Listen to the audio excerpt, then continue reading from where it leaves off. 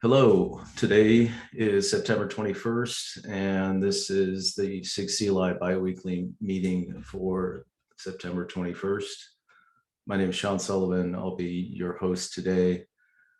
I'll start immediately with the announcements. We don't have too many of them.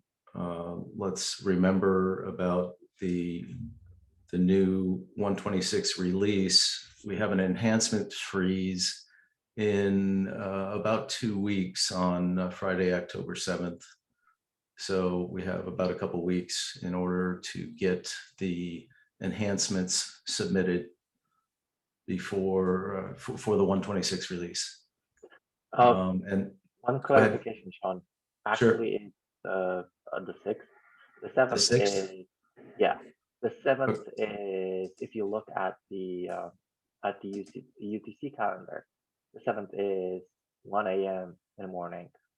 Oh, okay. The 7th. So I think it's better to say everyone that it's the 6th when the code, the enhancements pre-start, because it's 6 p.m. Pacific, so that will be the majority of folks, like late in the evening. Also, an important date would be a week earlier. I linked the 126 date in the chat. An important date is a week before, because the SIG architecture does the PRR reviews, and they ask for there's a soft freeze a week before that on Thursday 29th. So if you're awaiting production readiness review, I would suggest getting them sooner than the enhancement freeze, because it might be tight. There's, like I said, there are only two people this release looking at the PRR reviews. Okay, yes, both of those are very helpful. Thanks for that. So I've managed to get that on our notes. So the production readiness review is frozen, as Mate said, the week before. Then the enhancement freeze, I've updated that date to October 6th. And then our code freeze, which is further down the road, but not too far, on Wednesday, November 9th. And the next item is that the steering committee election is ongoing, and you are able to vote until the 30th of September. That has opened and is continuing. So if you are eligible, please vote for the steering committee. There's going to be 4 members that are going to be chosen this cycle. And there looks like there's 8 candidates for those 4 openings. Does anyone else have anything else that they would like to announce to the SIG?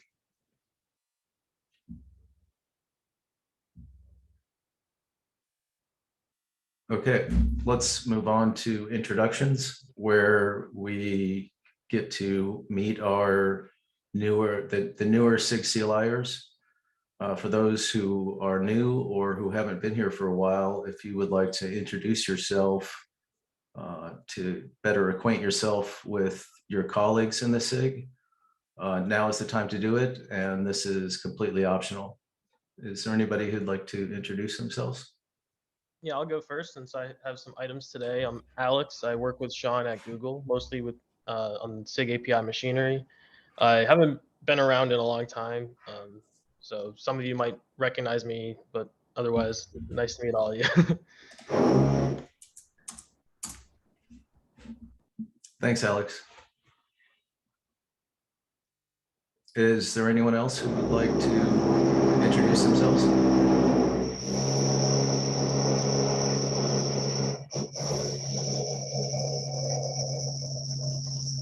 Yeah, hi. My name is Sheikh. I'm working with Mabnir. I have 8 years of experience. I'm CK and CKD certified. Yeah, nice to meet you all. Pleasure to meet you.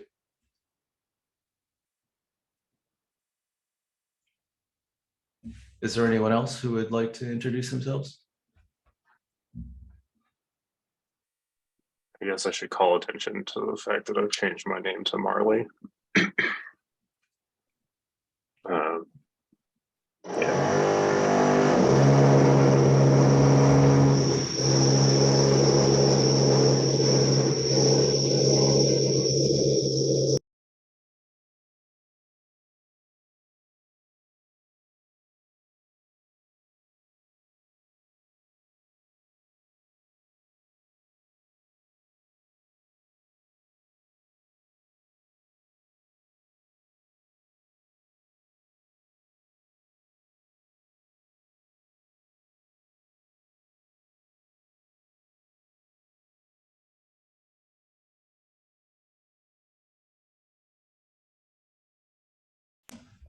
Yeah. So I can start. yeah, sorry about that. There's some work going on and they just started making lots of noise right now. So I apologize, but we'll move on to the topics. And Alex, thanks. Yes, so can we look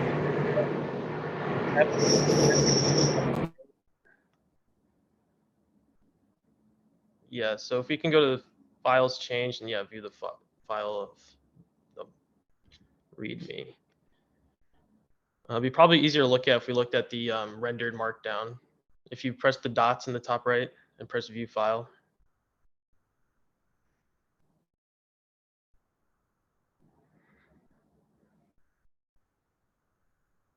Okay, can you scroll down to summary? We can just look at that while I introduce the topic. So yeah, me and Antoine and some of the other SIG API machinery members are here today to try to solve a pretty large issue that's been affecting people and blocking them from migrating from using client-side apply to server-side apply. So currently the documentation directing users who are using client-side apply to begin to use server-side apply directs them to simply just call kubectl apply with their object and the server-side flag. Unfortunately, it doesn't really work like that so simply because of the problem that's illustrated in these commands. So can you scroll a little bit more? So in the first command, we are using client-side apply to just create a simple config map with two keys, key and legacy. Gets created successfully. And then if we follow the instructions from the documentation to start using server-side apply, it says it's successfully server-side applied and everything's good. Scroll down again a little bit more. If we choose now to try to remove the legacy key using server-side apply, the server accepts our patch, but when we print out the object again, the legacy key will remain. And this is because when you initially use that server-side flag, the API server will copy all the managed fields that are owned by client-side apply to also be owned by server-side apply. So there are two owners of every field, so that when server-side apply drops the field, it's removed from the managed fields owned by the server-side applier, but it's still owned by the client-side applier. So it's not dropped from the object. So the goal of this KEP is to provide a migration path for people who are being blocked from adopting server-side apply by this issue. Currently, that's mostly large cluster operators who have a lot of objects to migrate, and their current only path would be to manually patch their managed fields themselves. Yeah, their goal was to provide a path for this using possibly a kubectl migrate command. If you can scroll down a little bit more, Sean. We're not really married to this idea, but generally just an operation users can run to migrate some client-side apply managed fields to now be used by server-side apply, a one-time irreversible patch to their managed fields that prepares them for the future of only using server-side apply, especially now that it's GA. Yeah, if we basically just like this SIG's blessing of this kind of change, or maybe there's some other ideas for how it should surface to the user. That's kind of the high level approach if there's any comments or questions.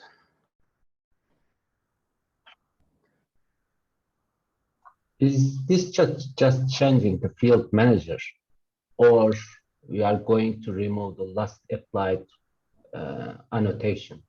Why I'm asking this because I wonder this enhancement has effect on the imperative commands that does not support server-side apply. For example, I'm seeing now an issue related to the kube control edit, which apparently does not support server-side apply.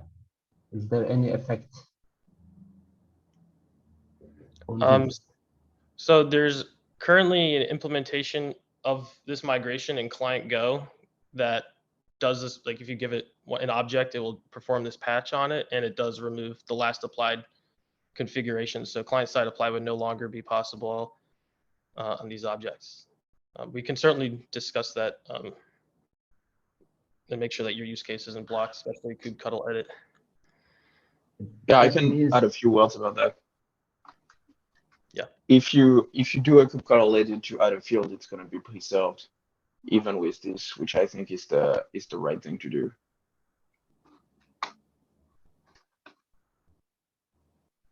Why don't we want to go the path of if server-side apply is meant to be the future, because that's basically what we're trying to do slowly.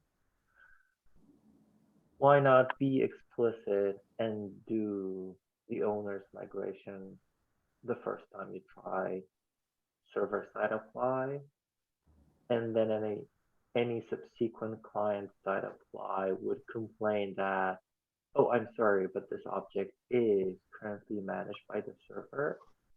And if you try to do it with a client-side apply, you're gonna run into problems. Are you sure? Run with force, and then we'll just allow it. In all other cases, server-side apply will just work smoothly. That would be a simpler plan for migration, because with migrate, the fact that you're adding a new command, you'll have to go through an experimental flow. So that means you'll add a new command.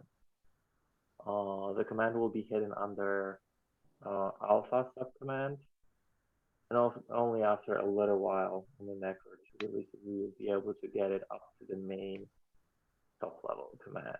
So why not being explicit about the server side immediately when a user tries it the first time, assuming that previous invocation was client side, or basically it wasn't, the previous wasn't the server side apply.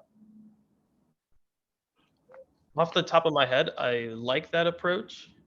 I proposed the migrate command just to, I guess, get the idea across. Can I? Yeah. So I think I agree with you, Manchester. If we do a client-side apply after we've done this migration step, we should definitely detect that and complain. This design doesn't prevent that from happening, so we should do both. But the thing is, we can't detect if the migration has happened with server-side apply because we're not supposed to get the object first.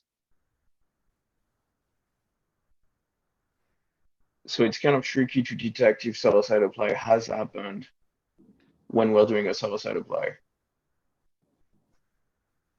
Exactly, thank you, Sean. I mean, currently it does, to be honest, as a bug. It's a bug that we do get the objects for server-side apply even if we don't need them.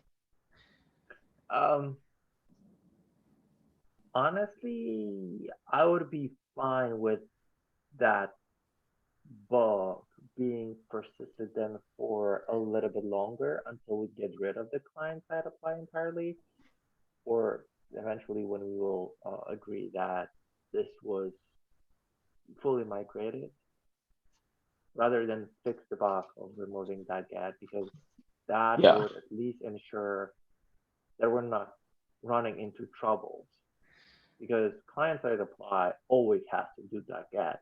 So the fact that we will be adding that extra get, I don't think it's that big of a deal, and and the benefit will be significantly higher if we inject that information in the current flow rather than adding additional command. And like I said, from my own personal experience, users will not migrate if it will require third-party command, because they will either delay it as long as possible, and they will still mix both, so that that warning should be there no matter which option we will pick. It should be there that oh, I already migrated to server-side apply, and I will not allow. If I remember correctly,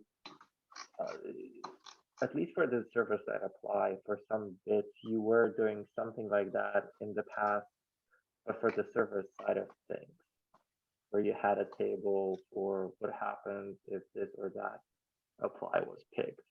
I would probably just copy the same mechanism and do not allow going back from server back to client.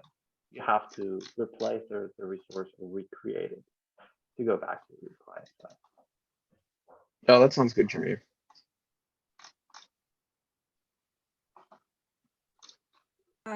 One concern I have about this is the fact that coming back to the pruning conversation we've had a few times in recent meetings, the pruning functionality relies on that client side apply annotation being present. That's what it uses to identify its scope. So I think that would be an unexpected side effect from an end user point of view, that when they migrate to server-side apply, suddenly their pruning doesn't work anymore. It does something unexpected on the next invocation. So we should allow pruning for whether the server side metadata is there or the last applied configuration is there. So the reason we're checking for the last applied configuration is because we don't want to prune objects that have been created with kubectl create or kubectl run. Right, we want essentially to identify the ones that were owned by the ones that have actually been created with apply. And so we check now for the last applied configuration. We should also check for the managed fields to see if it had been server-side applied.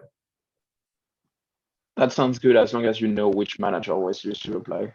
Right, that's what I was gonna say, Anton. Like if this would be a potentially a change, like if you had multiple appliers, that would be sketchy, but you could have multiple appliers that created that last applied configuration, and before they would all have the same identity because it's always last applied configuration annotation that's used. But in the new world, that could be actually several different identities. And you would still end up with a different result after migration.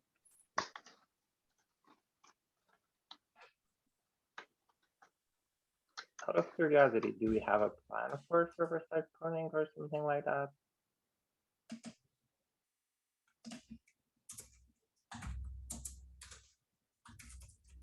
For server-side pruning?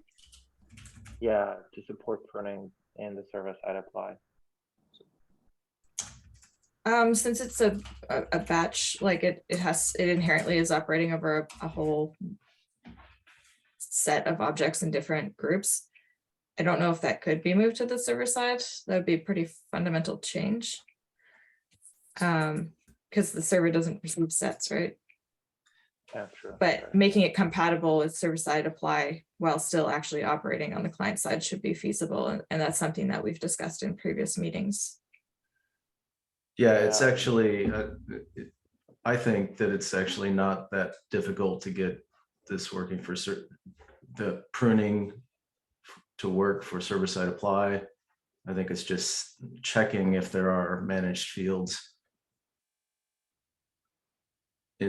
so that we know that it has been created by apply. That's all we really care about. Has this been created by apply, client side or server side, and not kubectl create or kubectl run. That's all we care about.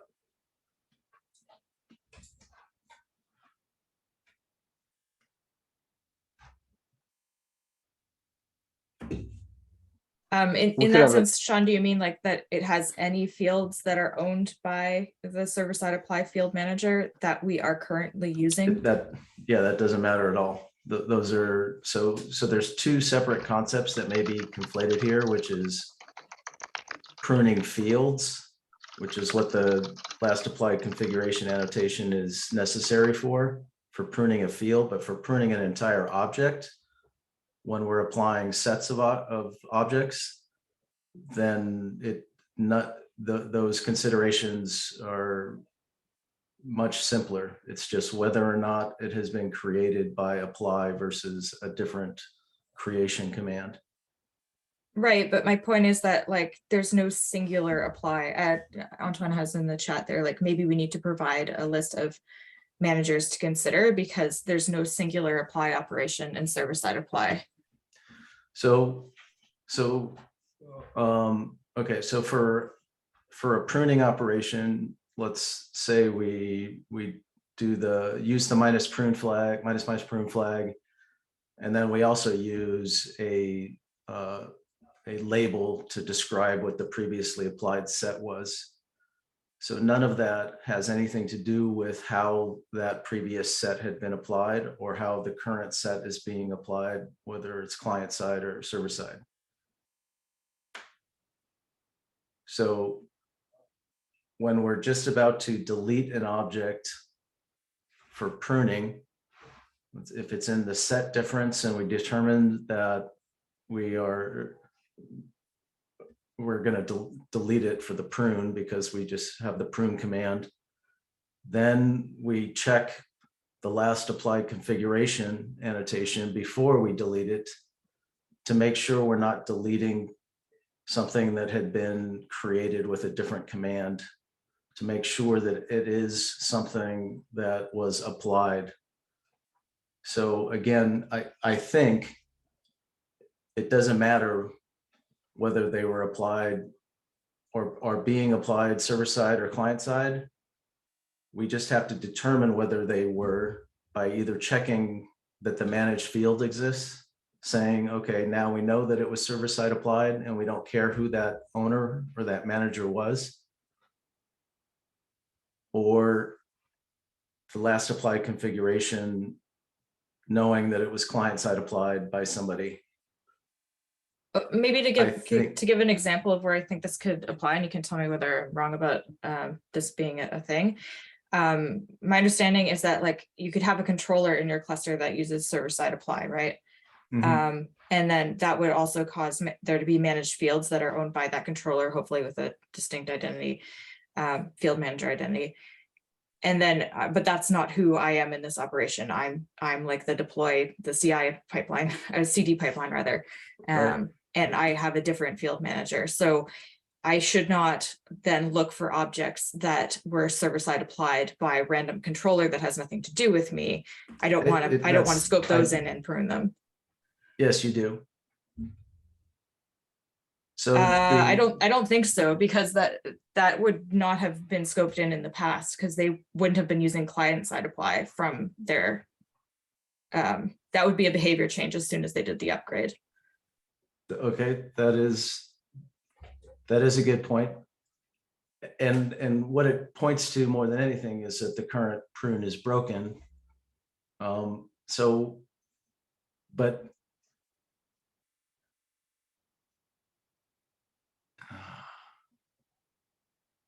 okay, I see where you're going with that. Okay, I put that there's some pruning considerations. Let's make sure that we address those in the KEP.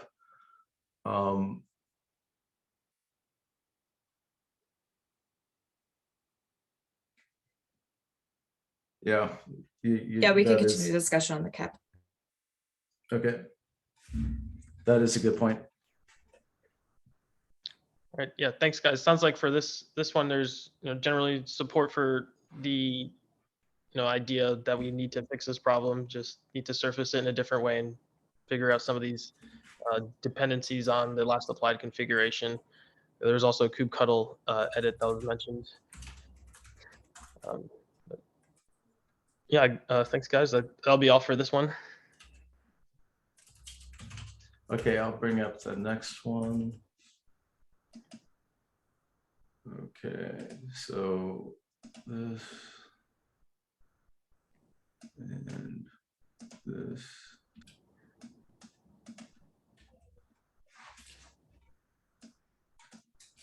Okay, so yeah, this is also my item. Can you scroll down to the summary, Sean? So this is a little bit, I guess, less grave, but still very important. We'd like to upgrade kubectl explains data source from using OpenAPI v2 to using OpenAPI v3. Can you scroll down a little bit more so we can see the motivation?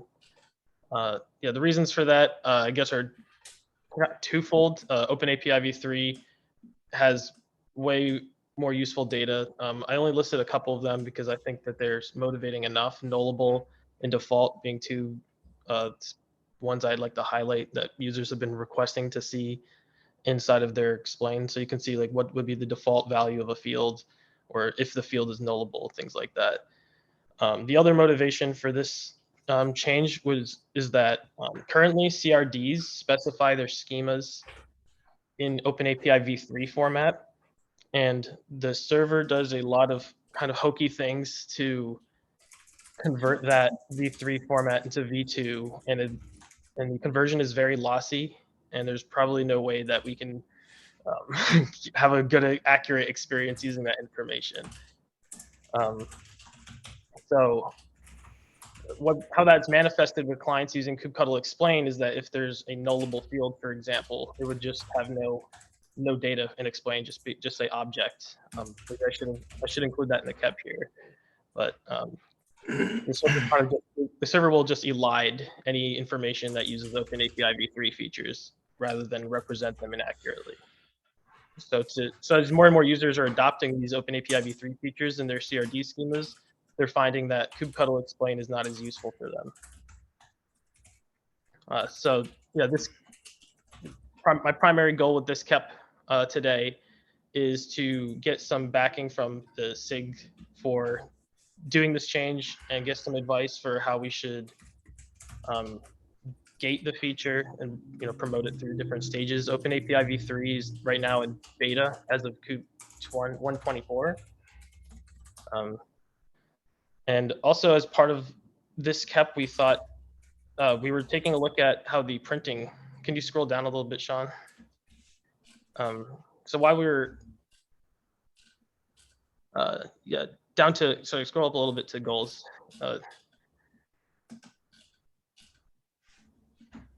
While we were looking into how we would implement this, we noticed that a lot of the current explain implementation is not very maintainable, pretty much like printf formatting and loops and things like that. So it's not very easy for people to maintain or change, add updates that we're trying to do.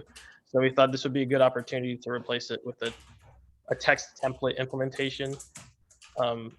And since it would be using text template, maybe it'd be possible for users to specify their own templates, but that's definitely not a primary goal of this KEP, but something to discuss. But yeah. So are you planning to maintain both v3 and v2 implementations such that if a cluster serves v3, we will go with that by default?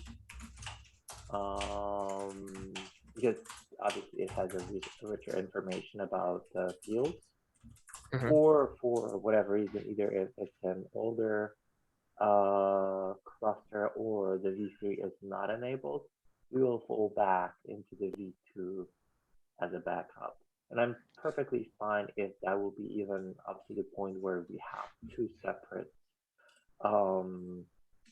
files under the explain command. One just for maintainability, or one will be handling the v3 printing and the other one v2 printing. Because I would assume that you said it's beta in 125? 124. 24. Okay, so even if we would assume only the official supported of ±1 scoop, which we try to honestly keep even a longer That would probably be the best option.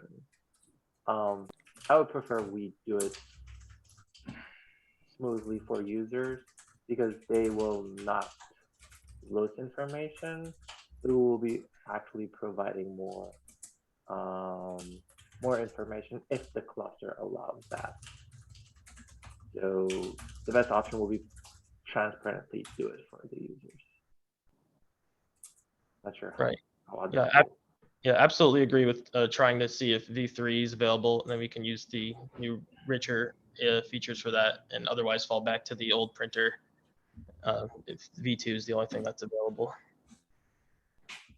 Additionally, we can print that information somewhere for now until we will GA that, oh, your cluster does not support V3, so we are falling back to V2 for some time to just let people know why they are seeing different output if they invoke the same command on two different clusters. Something along those lines. Yeah, I'm definitely supportive.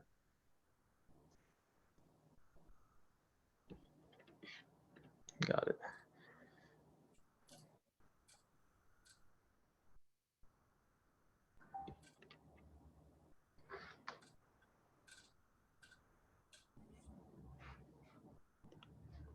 If there are no more comments, I guess our questions were answered for today for general SIG backing and such. If you have any more ideas or comments, please leave them on the CAP and we can continue our discussion there.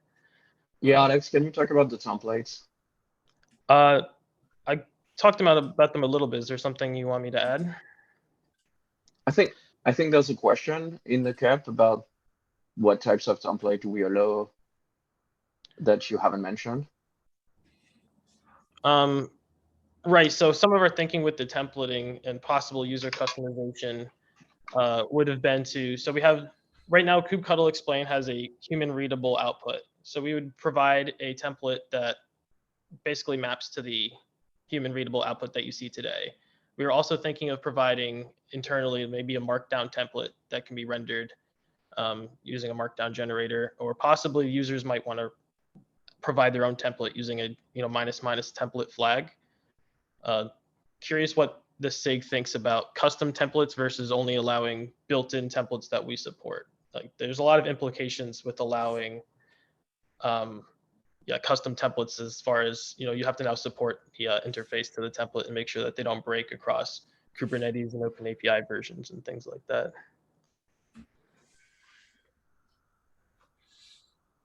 Are we talking Go templates similar to what we support in Get?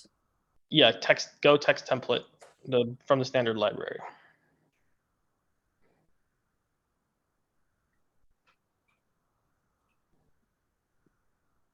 So one of the reasons we are doing that is because I think there's various tools in the community for generating documentation for types. And none of the tools seems to be great. This is pretty convenient if you have you can have your own HTML template and generate the whole documentation for your types in your own cluster directly from kubectl with a one way to do that. It's it would be the official way of generating documentation for types, even though people could have their custom templates, and we could come up with even internally hard-coded in kubectl a HTML template so that we have a default way of generating documentation for types, but people could customize them for their own cloud provider or whatnot. And we would have only one way of generating these. The good thing is, since it's coming from the open API from the cluster, it's a pretty common way to get the types.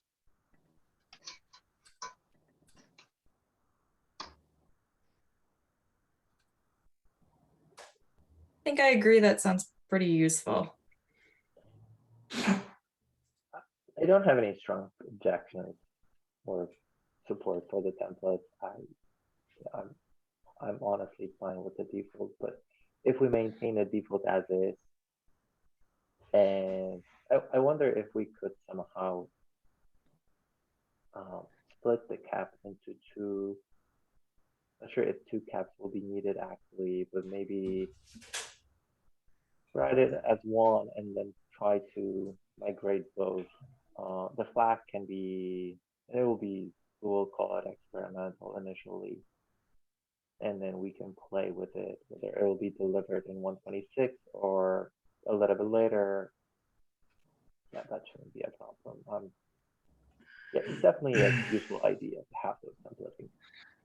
So overall, yeah, sure.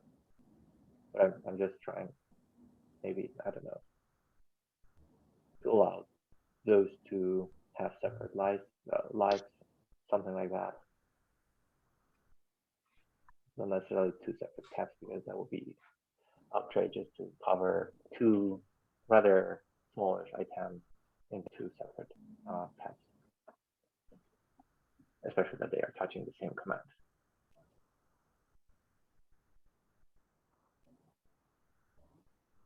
One of the things that would have been useful for CUI when I was working on the explain stuff a while back was a -o JSON kind of variant where I wouldn't have to worry about any of the details of how to talk to the API. I could just use kubectl for that, but I would still be able to extract the schematic level of information.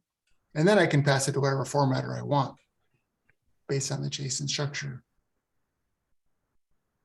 Yeah, that's also an option. We could have a template named raw that just gives you the JSON technically. But yeah, it's equivalent to doing a kubectl proxy and then getting the open API directly. So the value is low, but yeah, I guess we could do that.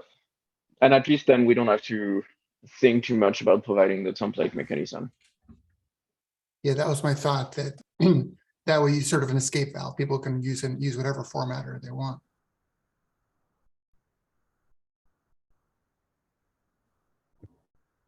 At that point, this is just like a -o. It's very similar to what we have on other commands. Right.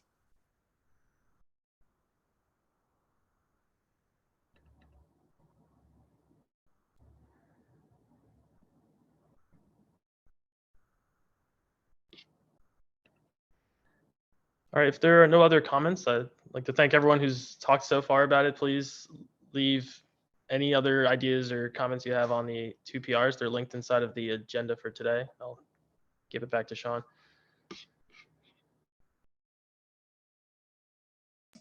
Thanks, Alex. So we put this next item on to revisit the kubectl internationalization that we started talking about on the last meeting. And so I'm gonna ask, is Brian's here? Yep, I'm Brian, here. is there anything else that we've learned that we'd like to update this item? I haven't had a chance to really spend a lot of time looking at it. What I wanted to do was kind of try to get a scope of what the problem was and maybe do some analysis to see like how prevalent are missing translations. And I didn't know if there was like some automated way that we could just like query all the I18N calls in the code and then try to see how many of them don't match up. For a recap, this problem is basically because all the I18N keys are essentially the English descriptions of things.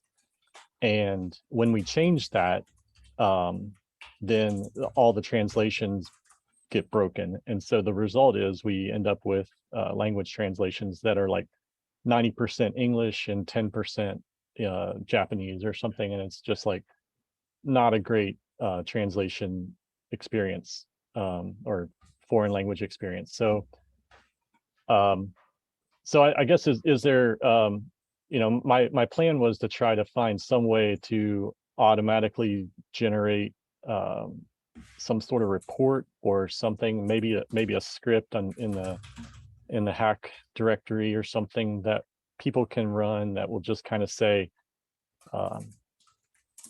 hey, there's something you did just caused a translation to not exist anymore. And I don't know if is that even actionable. I mean, I don't think a lot of people really think about the I18N ramifications of changing help text or something like that for a command. And I guess there's a bigger question of what is our commitment level to doing that? Or as Sean mentioned, there's some CNCF resources or SIG docs resources maybe. And maybe we have some way that we can drop something into a queue for them and say, hey, we just changed this. Can you please translate it? So yeah, no real update, but I'm curious to know if anybody has any thoughts on this. We have an option to send tweets from Kubernetes Dev Twitter account. SIG Contribex has that option. I don't know where that lives. I think you just create a pull request, and after it merges, we can tweet whatever the message would be.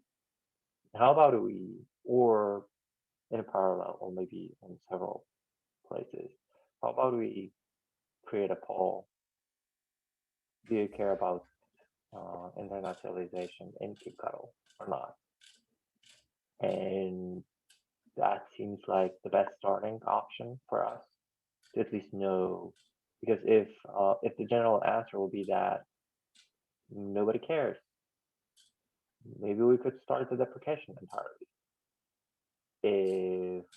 If there will be users, then we can start thinking about what can be done about it.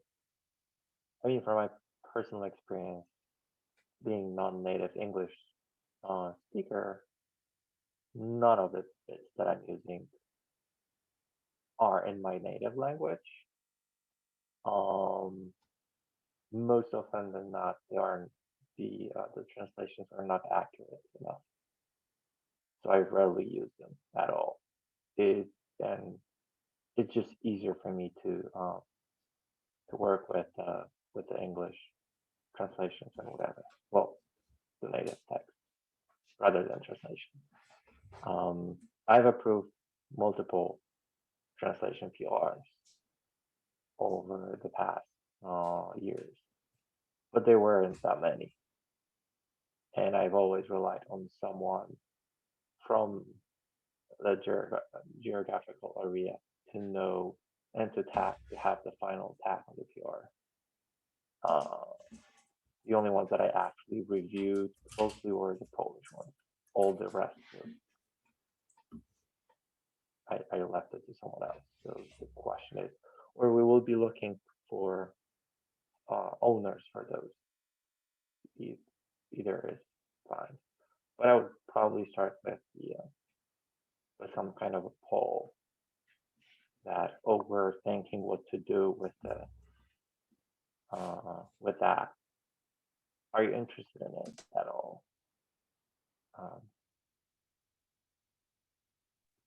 I missed where you would send that poll, Mache. Are you thinking like KDev? We could probably send it on multiple channels. We could send it to Kate Dev, Kate users, announce it on Kubernetes Dev official Twitter channel. Maybe reach out to SIG Contribex, maybe put together some kind of a blog post that would lay out the options that we currently have that we're considering and link it from there. And then we can also mention this topic during the SIG CLI session that we'll be holding in Detroit in over a month. And then just start talking about it outside of only our internal circles and learn what people are actually doing or whether they care about that bit. Do we have any channels that don't primarily communicate in English, because it might skew like the kind of people who are going to respond to it? That's a good point. I have no idea. That will be a quite a good question for Contribex. I'm guessing Last time. Yeah, go ahead. Last time we discussed this, somebody brought up that there's a SIG docs localization channel in the Kubernetes Slack. I was wondering if anyone followed up on that or not. I did not.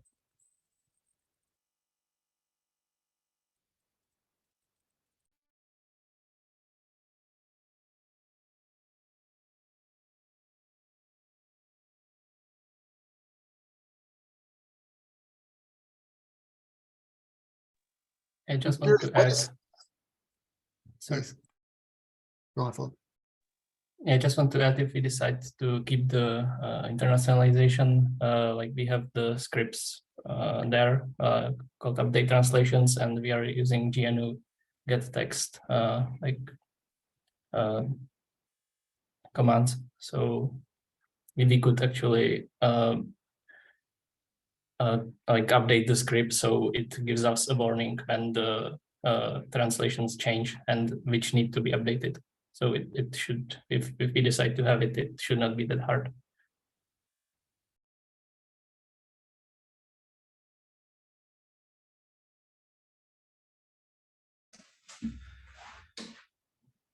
So I could, Sorry about that.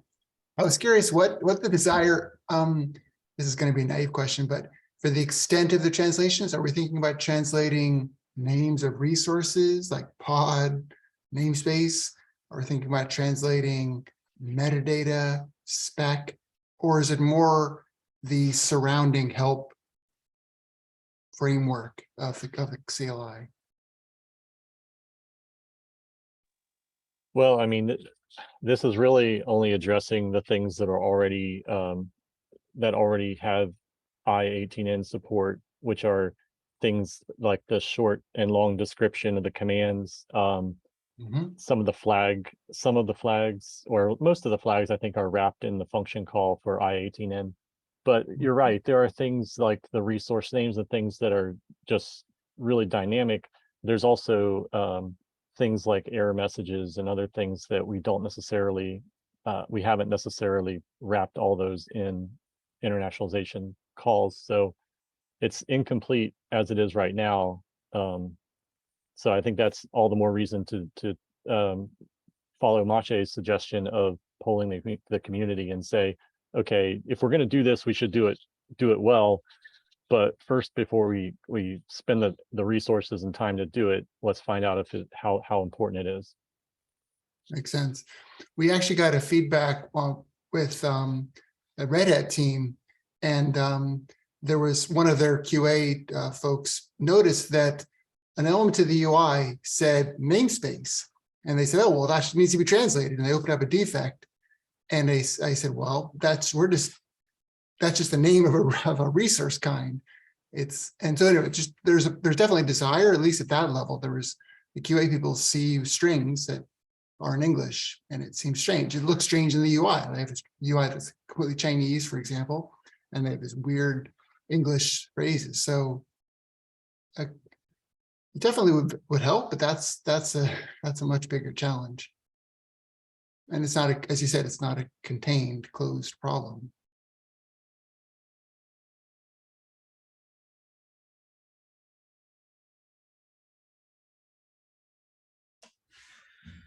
so we could revisit this in every single future meeting just to see how we're doing on this.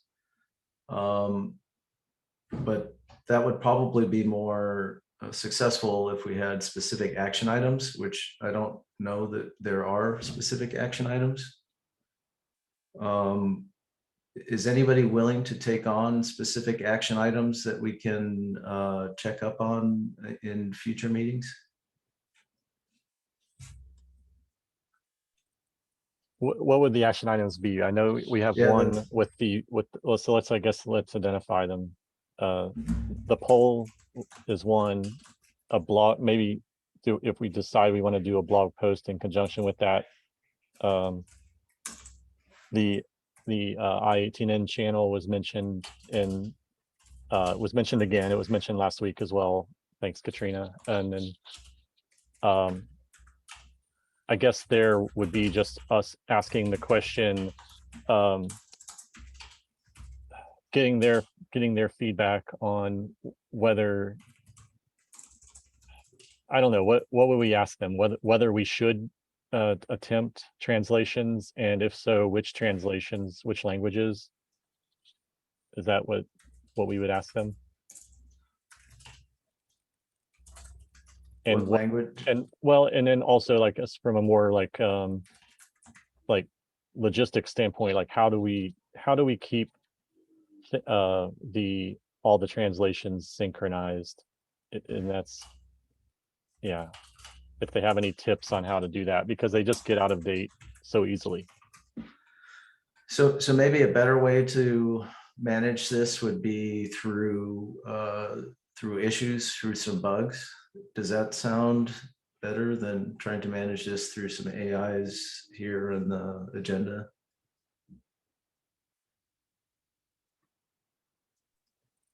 Like bugs that would have the specific things that we're trying to fix, and or to solve the problems being tried to solve, which, yeah, it seems, like I said, like you said, it feels a little mushy in that it's not exactly clear where we're going and what problem. Maybe we could start with a draft of the blog post describing what the current state is, what the problems are, what the challenges are, and outlining the options that we have. And once we have that in place, we can, that will basically allow us to shape what the poll will look like. And out of that, because creating a blog post is literally as easy as adding a pull request against our website, and then just sync the docs folks, and that will be up and ready whenever we set those. So let's start the simplest possible way, that, and then try to promote it across as many channels as possible. Ideally, we would have it ready, the blog post, before KubeCon. We would also announce it during KubeCon, and then we would ensure that the blog post has a link to the poll eventually.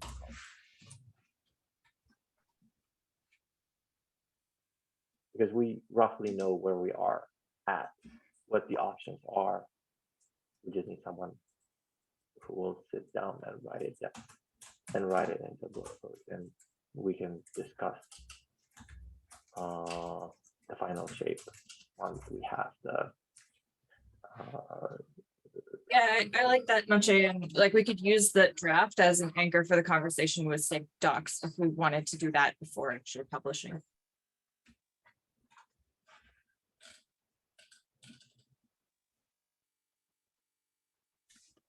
Do we have the anybody? capability? Sorry. Oh, go ahead. Do we have the capability to vet translations from the community? Don't want to end up in a Scottish translation of Wikipedia scenario, I guess. One thing we could do, I was thinking we could, if it's knowable when we don't have a translation, for example, in Slovak or whatever, for Mache, then we could emit a PR, to standard error, please submit your translation suggestions here, give them a PR link in standard error, but then the security team, well, then people could submit whatever, yeah. Who's going to vet Slovak translations other than Mache? Polish. I think we don't really have that in place, and that should definitely be described as part of the blog post overview. My experience with it personally is like I think Mache referenced this as well. I've been tagged on PRs for languages that I absolutely can't read and understand. And at this point, the process is, I don't know, like go try to find somebody through the SIGDocs localization channels to see if we can get a community member who's already an org member, trusted org member to vet these for us. But we end up blindly approving essentially on the faith that they review this correctly, because we have no idea. And ideally, I think Machi said this earlier, like we would have ownership by people who actually speak the language instead of necessarily us for these translation files.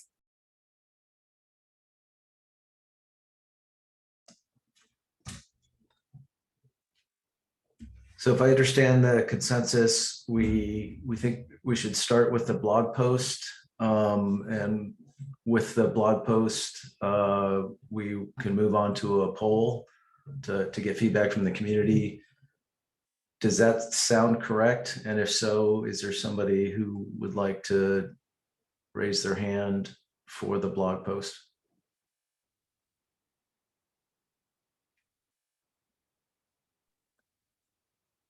I can So- do the blog post. I'm not really familiar with the mechanics of how the translations actually work. So I'll have to kind of learn that a little bit.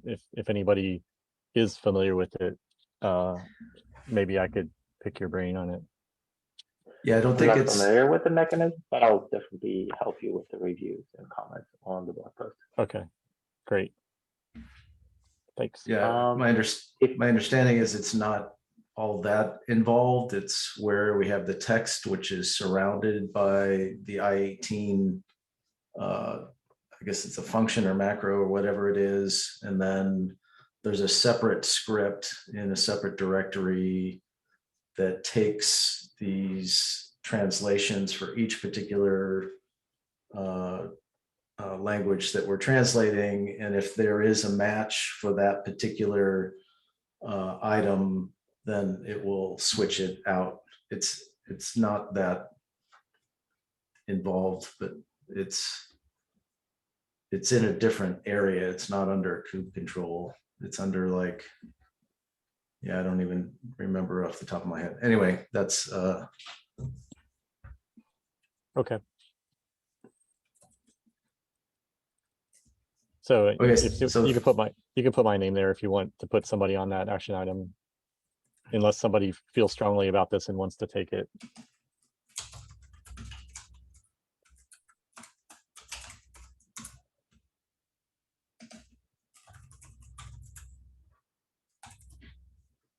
thanks for that, Brian. Appreciate that. Okay, we'll start there, and we can just kind of revisit it as a stand up to see what kind of progress we're making, if that sounds okay. Yep.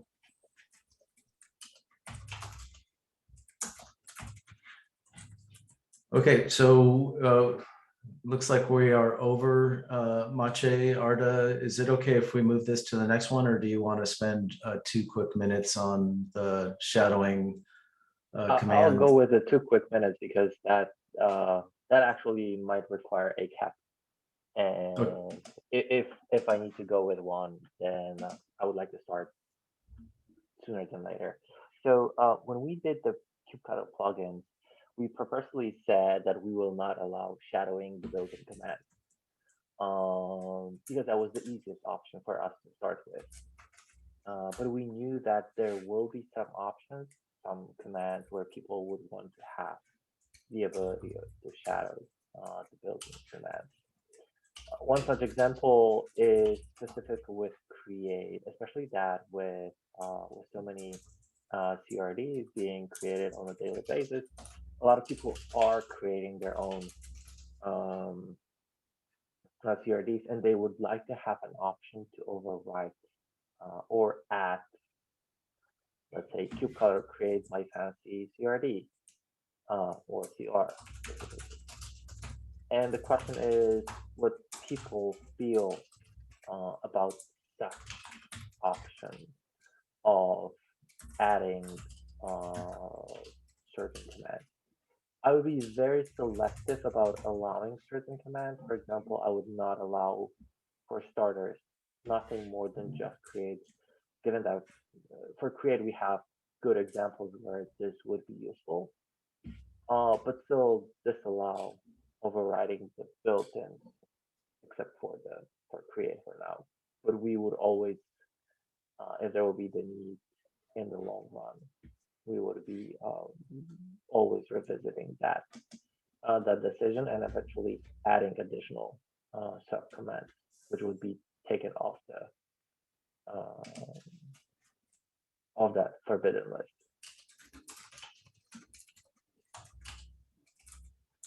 Yeah, especially that a lot of people is asking like, are that just right? a lot of people is asking about create subcommands, and we are very frequently saying, oh, we don't want to allow additional create subcommands because they're very simple and we don't want to maintain them. If we would allow that, people would be able to create their own create subcommands, taking some of the burden off of us to maintain that in the kubekernel. So if you have some options, some ideas, objections, I'll post the cap once I have it up in the SIG CLI channel. I probably will send it over to our mailing list as well.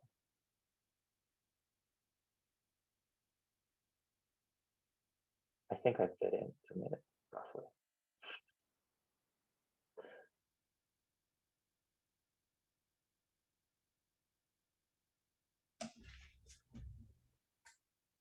Okay, so we can revisit this as well in the next meeting. Does that sound reasonable, Maciej? Yeah, I Or think we can discuss that one roughly. Although probably by that time we will have the cap up and ready. Because if I remember correctly, our next meeting will be on the 5th. Oh, that's still like close to the cap deadline. Okay, it looks like we're about 5 minutes over. Anybody have any last thoughts? I have a quick one for Kustomize. We have this long running docs migration project, docs consolidation project really. And I think it would be awesome if we could sort of do a big push on that ahead of KubeCon and launch the new site then. But I would need a bunch of volunteers to take the granular tasks. So without that information, I'm not sure if it's doable. So if that sounds fun and exciting to you to try to get that goal and you would like to help out, please ping me on Slack and we'll figure out if we can coordinate in time.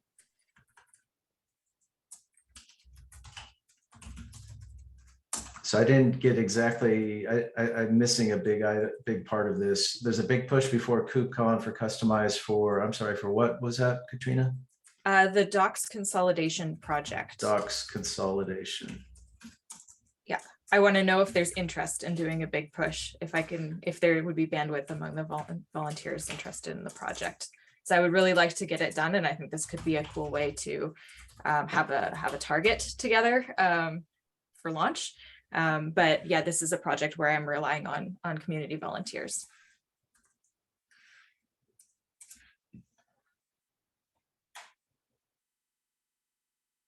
Okay, great.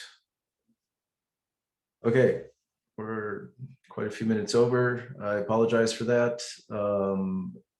Thanks for joining us, and we will see you in 2 weeks.